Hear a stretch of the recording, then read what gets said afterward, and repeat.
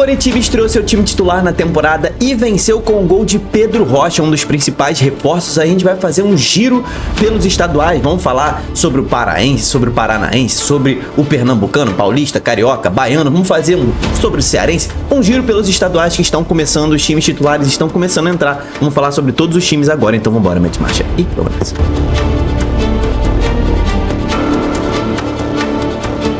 Fala, torcedores e torcedoras fanáticas e fanáticos, Diogo Cunha na área e seja bem-vindo ao Torcedorismo. Antes de mais nada, vou pedir para você se inscrever, a temporada tá só começando e a gente vai seguir a temporada inteira com vídeos e lives todos os dias a partir do início do Campeonato Brasileiro da Série A. Teremos lives sobre Série A e Série B ao longo dessa temporada praticamente todos os dias, então se inscreve, estamos com quase 112 mil inscritos e vamos falar sobre os estaduais, né? Curitiba que estreou, a gente vai falar sobre a vitória do Curitiba, mas vamos começar falando sobre o Baianão, tá? Baianão aí, que obviamente tem dois times aí de Série A, né, pra gente falar. Temos Bahia e Vitória. Qual é a situação aqui, cara?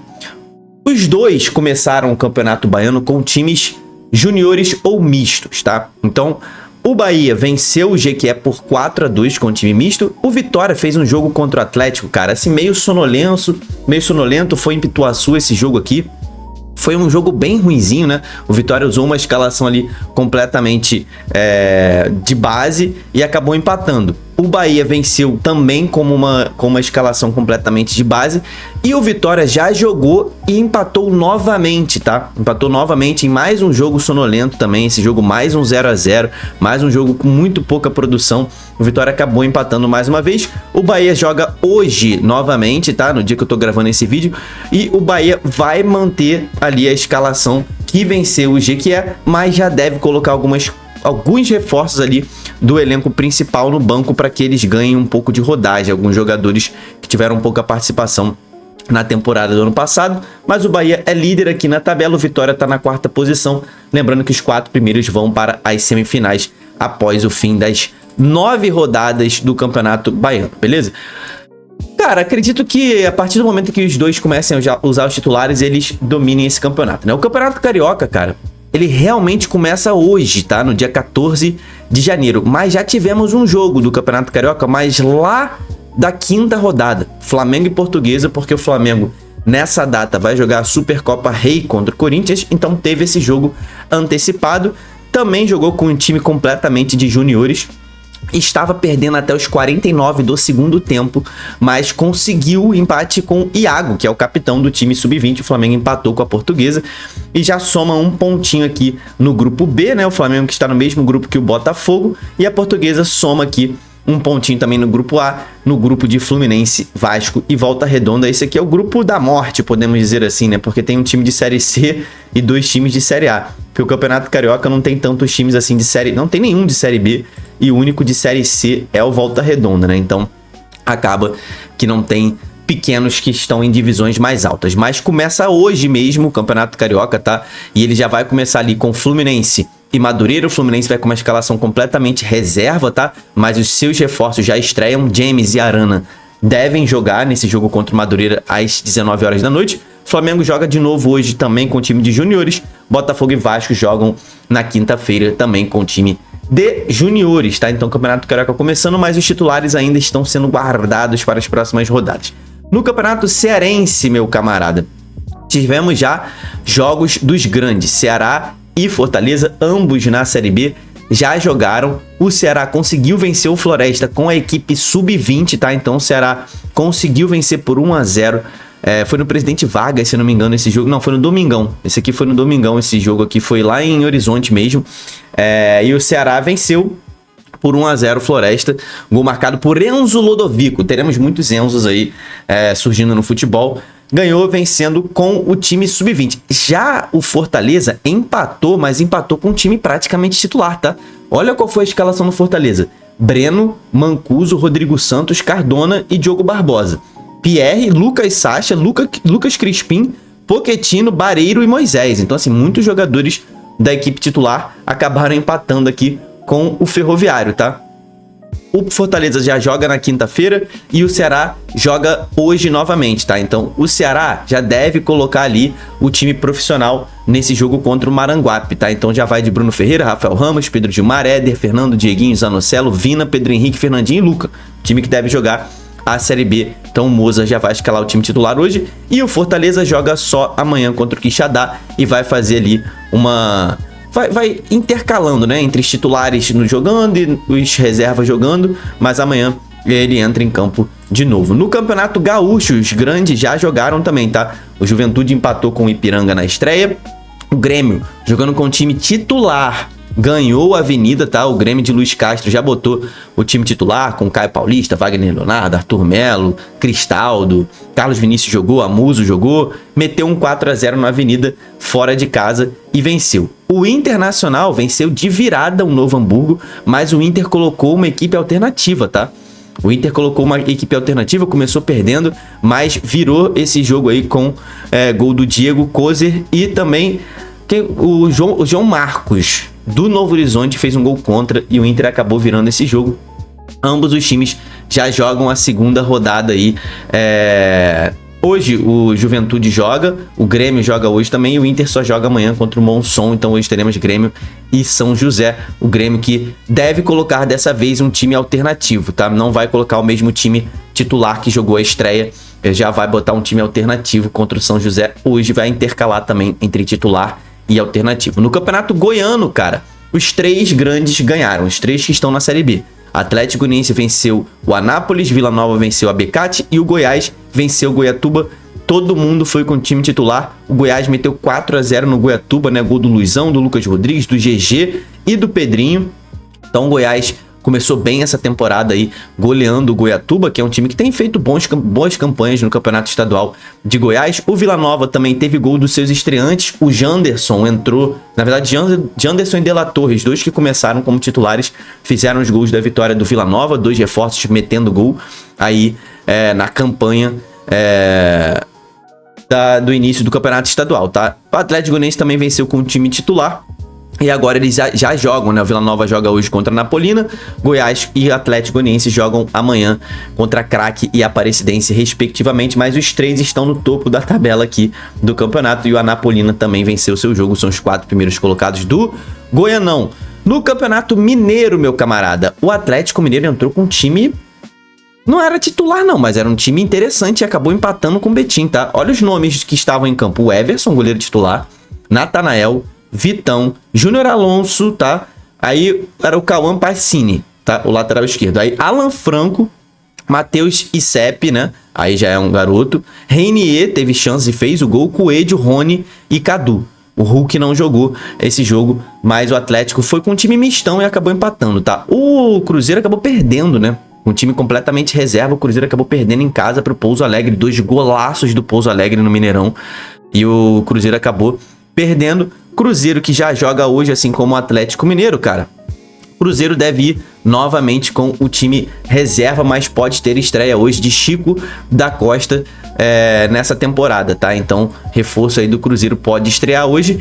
E o Atlético Mineiro vai com o time completamente reserva, dessa vez ali na parte da zaga, né? Vai com Gabriel Delfim no gol, mas Natanael joga, Vitão, Alonso, Pacini joga, Alan Franco, Icep, Renier, Rony, Tomás Coelho e Cadu. Deve ser o mesmo time que enfrentou o Betim na primeira rodada. O Atlético vai fazer a manutenção aí do mesmo time. O Campeonato Paraense, meu camarada, só vai começar no dia 24 de janeiro, mais precisamente 4 dias antes do início da Série A. Tô falando disso porque o Remo vai disputar a Série A nessa temporada e provavelmente vai abandonar completamente o Campeonato Estadual, né? Não tem condição do Remo jogar sério esse Campeonato Estadual, tendo a Série A no meio do caminho. Paysandu estreia só no dia 25 contra o São Raimundo. O Paysandu que vai jogar a Série C, que já começa mais tarde, né? A Série C começa em abril. Aí o Paysandu provavelmente vai começar esse Campeonato Estadual a todo vapor, mas o Remo só vai começar com o time provavelmente reserva contra o Bragantino lá no dia 24 de janeiro. Falando agora do Campeonato Paranaense, meu camarada. Coritiba estreou seu time titular ontem e conseguiu vencer. Gol de Pedro Rocha, uma das principais contratações do clube para essa temporada. O que podemos dizer sobre o Campeonato Paranaense, tá? O início, né? O Atlético Paranaense conseguiu vencer o Andraus com o time de garotos. O Curitiba acabou perdendo do Foz do Iguaçu com o time de garotos também, tá? Lembrando que o Curitiba está no grupo B e o Atlético Paranaense está no grupo A, tá? Na segunda rodada, eles mantiveram a escalação de juniores. Os dois empataram. Curitiba empatou com Londrina, tomou um gol no finalzinho do jogo, chegou a virar a partida, mas empatou no finalzinho. O Atlético Paranaense tomou um empate do Cianorte, tá? E aqui Operário e Maringá empataram na segunda rodada e o Operário perdeu do Londrina na primeira rodada e o Maringá empatou com o Cianorte. São os principais clubes do Campeonato Paranaense hoje. O que podemos dizer sobre essa vitória do Curitiba no Willie Davis para cima do Maringá, que sempre é um clube que vai longe no campeonato, foi vice-campeão na temporada do ano passado. Cara, já podemos ver ali um pouco do que veremos do Curitiba na Série A desse ano, tá?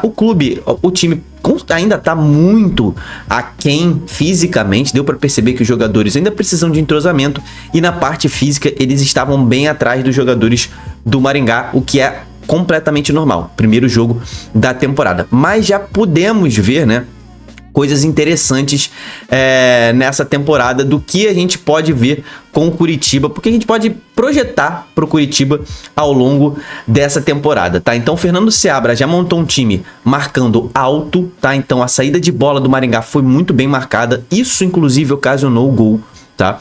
Do Curitiba. O Ronier roubou a bola na saída de bola do Maringá, deu no Pedro Rocha, Pedro Rocha na cara a cara com o gol, ele não costuma perder, fez o gol da vitória. Então já podemos ver essa nova disposição tática do Curitiba rendendo, tá? Então veremos um Curitiba marcando alto, principalmente quando estiver jogando contra times mais fracos que ele, né? Não tô dizendo que o Curitiba vai marcar alto sempre, por exemplo, o Palmeiras, né? Mas a tendência é que o Curitiba em casa, principalmente ao longo da Série A, faça essa marcação alta que o Fernando Seabra já está treinando.